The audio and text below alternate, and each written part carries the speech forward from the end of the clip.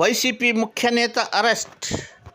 Rajampet MP, మాజీ panel speaker Peddireddy Mithun Reddy గారిని liquor scam కేసులో సిట్ పోలీసులు నిన్న అరెస్ట్ చేసి విచారించి విజయవాడలో ఈసీజీ, బీపీ, షుగర్ వైద్య పరీక్షలు నిర్వహించి అన్నీ సక్రమంగా ఉన్నందున విజయవాడ ఏసీబీ కోర్టులో హాజరుపరిచి 19 అభియోగాలతో మిథున్ రెడ్డికి 3,500 కోట్ల వరకు ముడుపులు అందినట్లు ఇంకా విచారించాల్సి ఉందని రిమాండ్ విధించాలని కోరిన సిట్ న్యాయవాది కోటేశ్వరరావు గారు.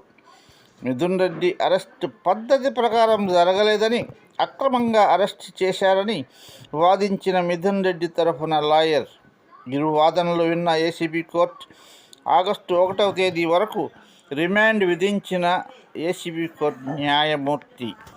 దీని ప్రకారం మిథున్ రెడ్డి గారిని రాజమండ్రి సెంట్రల్ జైలుకు పంపేందుకు సిట్ పోలీసులు. ప్లీజ్ సబ్స్క్రైబ్ చేసుకొని ఒక లైక్ కొట్టి బెల్ ఐకాన్ నొక్కండి. ఒక ముఖ్య విన్నపం, పిల్లలను మొబైల్ నుండి చాలా దూరంగా ఉంచండి ప్లీజ్.